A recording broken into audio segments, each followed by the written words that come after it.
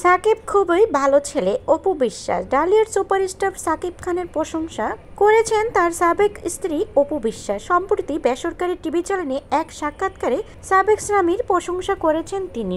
অপু বিশ্বাস বলেন, সাকিব খান অনেক বড় মাপের একজন অভিনেতা ও অনেক ভালো মানুষ। আমরা যেহেতু সিনেমার মানুষ, এজন্য অনেক শোতে আমাদের বাহিরে যেতে হয়েছে।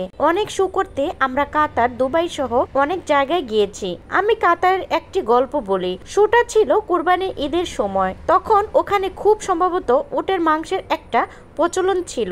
আমাদের যে অর্গানাইজেশন ওখানে নিয়ে গেছিল, তাদের মাধ্যমে সে দেশের মিনিস্ট্রি থেকে আমাদেরকে দাওয়াত দেওয়া হয়েছিল।